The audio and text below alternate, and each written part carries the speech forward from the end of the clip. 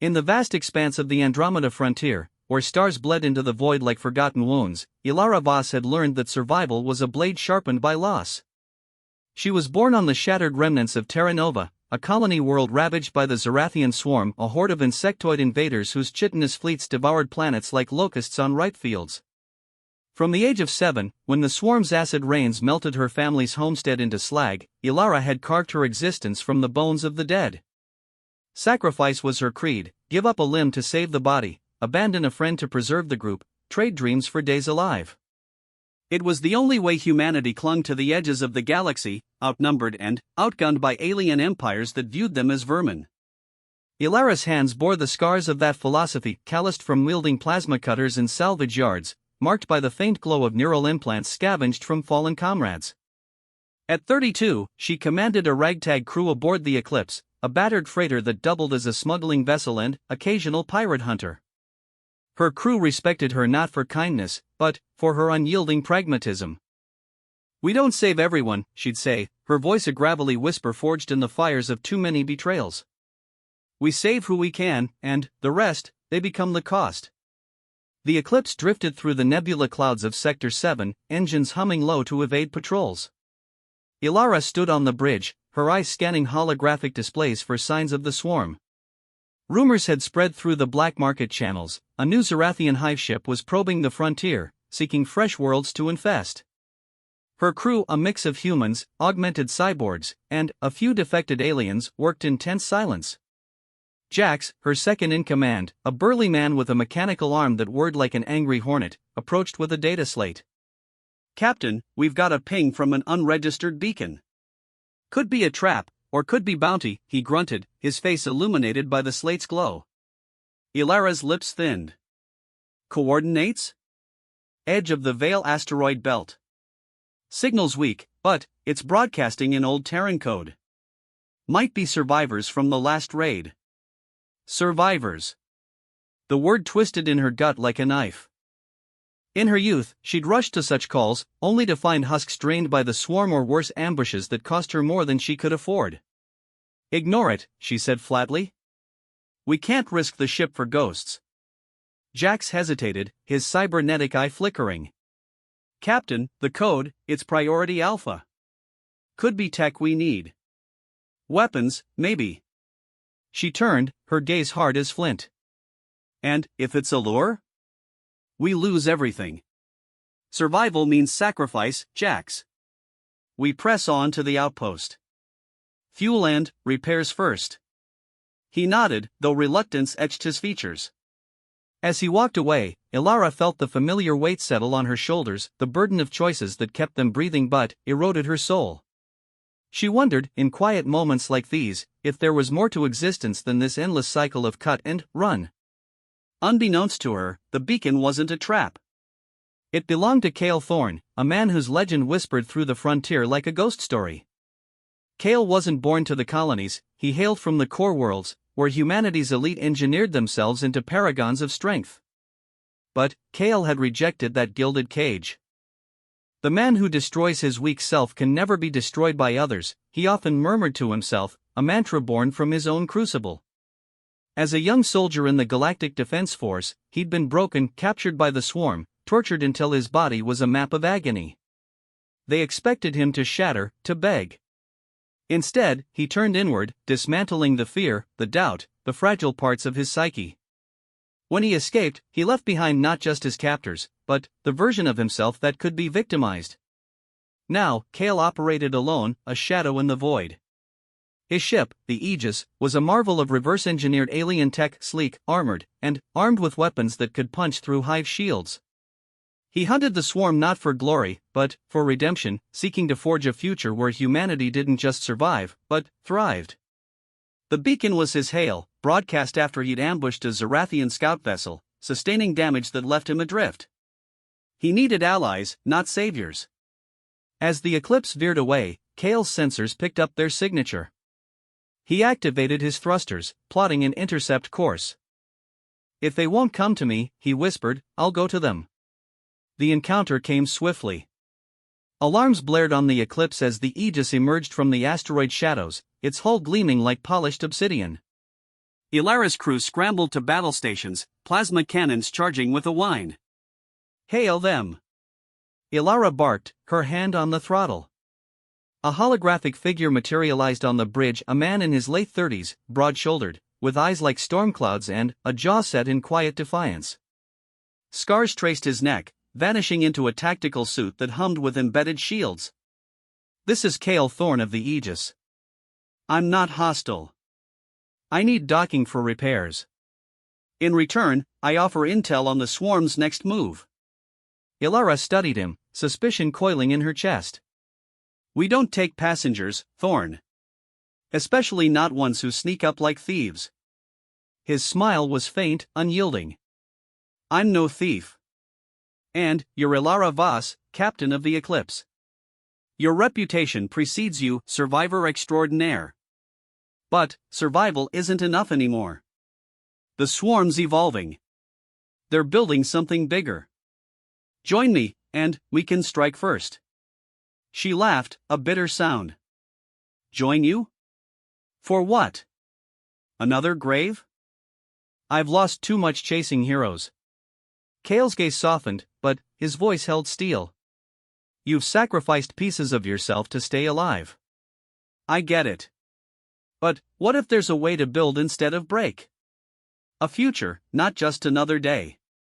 Her crew murmured, intrigued. Jax shot her a look. Ilara wavered, the mantra of sacrifice clashing with the spark of possibility in his words. Against her better judgment, she allowed the docking. As Cale boarded, the air shifted. He moved with predatory grace, assessing the Eclipse not as prey, but as potential. Over the next hours, in the dim confines of the mess hall, he shared his data scans of a massive Zarathian queen ship gestating in a hidden nebula. They're breeding warriors with human DNA, he explained, holograms flickering. Hybrids. Stronger, smarter. If we hit the queen, we cripple their advance. Ilara leaned forward, her mind racing. And, what's your plan? Suicide run? No, Cale replied. Precision. I've got cloaking tech from a Drathian wreck. We infiltrate, plant charges, extract. But, I need a crew. Yours. She shook her head. My people aren't soldiers. We're scavengers. You're survivors, he countered. And, survival without purpose is just slow death. I destroyed my weak self long ago, fear, hesitation. It's why I'm still here. You can do the same. His words lingered as they repaired his ship. Ilara watched him work, his hands steady, his focus absolute. For the first time in years, she felt a pull beyond mere endurance, a vision of humanity reclaiming the stars. But, doubt not. That night, in her quarters, memories flooded, the day she'd left her sister behind on a burning outpost, sacrificing one to save 10. It's the only way, she'd told herself. Now, Cale offered another path. Was it folly or freedom? The decision came at dawn. Alarms screamed again, the swarm had found them. Scout drones swarmed the asteroids, acid projectiles lancing through space. The Eclipse and Aegis fought back-to-back, cannons blazing. In the chaos, Ilara saw Cale's mantra in action. He piloted with ruthless efficiency, destroying threats before they formed. We can't outrun them, Jax yelled. Then, we don't, Ilara shouted. Cale, your plan, let's do it. Lead us to the Queen. As they jumped to hyperspace, engines straining, Ilara realized she'd crossed a threshold. Sacrifice had kept her alive, but, perhaps offering a future, to her crew, to herself, was the true strength. The journey to the nebula was fraught with perils. Hyperspace anomalies, born from the swarm's bioengineered distortions, twisted their path. The Eclipse shuddered through rifts that peeled away hull plating, exposing wiring that sparked like angry stars. Cale's Aegis fared better, its alien shields absorbing the worst, but even he admitted the toll. They're adapting faster than we thought, he said over comms, his voice steady amid the turbulence. In the lulls between jumps, bonds formed. Ilara and Cale shared watches on the bridge, their conversations weaving through strategy and scars. Why do you fight alone? She asked one night, stars streaking past the viewport. Kale stared into the void. Because alliances break. People falter. But, after the swarm took everything, my unit, my sanity, I rebuilt myself. Destroyed the parts that could be hurt. Now, nothing can touch me. She traced a scar on her arm. Sounds lonely. It's necessary, he replied. Until now. You're different, Ilara. You've sacrificed so much, but there's fire left in you. She met his gaze, a flicker of warmth piercing her guarded heart. Fire can burn you out. Or forge something unbreakable. Their crew integrated, Jax learned Kale's combat tech, turning his mechanical arm into a multi-tool weapon. Mira, the ship's medic, a quiet woman with augmented eyes, patched Kale's old wounds, drawing stories from him that inspired the others. Whispers spread, Kale wasn't just a hunter, he was a harbinger of HFY, that old Terran rallying cry, humanity fuck yeah. In a galaxy where aliens saw humans as fragile, he embodied the defiance that turned weakness into legend. As they neared the nebula, reconnaissance drones revealed the Queen ship, a colossal behemoth, its surface writhing with tendrils like living veins. Hybrids patrolled its corridors, grotesque fusions of human flesh and insect exoskeleton, their eyes glowing with stolen intelligence. The infiltration point is here, Kale pointed on the holomap. We dock undercover, move in teams. Plant the charges at the gestation chambers. Ilara nodded, but fear clawed at her. If it goes wrong. It won't, he said, placing a hand on her shoulder. Trust the strength you've built. The assault began under cloak. The Eclipse attached like a parasite, cutting through the hull with silenced torches. Teams slipped inside, Ilara and Kale leading, Jax covering rear. The interior reeked of ozone and decay, corridors pulsing with bioluminescent slime. They encountered patrols, hybrids that moved with eerie human grace. In the first skirmish, a creature lunged, its mandibles clicking. Ilara fired, plasma searing its chest, but it adapted, regenerating. Kale charged, his blade infused with nanites slicing through. Aim for the core, he roared. Fight after fight, they pressed on. Sacrifice loomed. In a narrow vent, Mira was cornered, a hybrid's claw piercing her side. Ilara raised her gun, ready to end it mercifully, but Kale intervened. No. We adapt.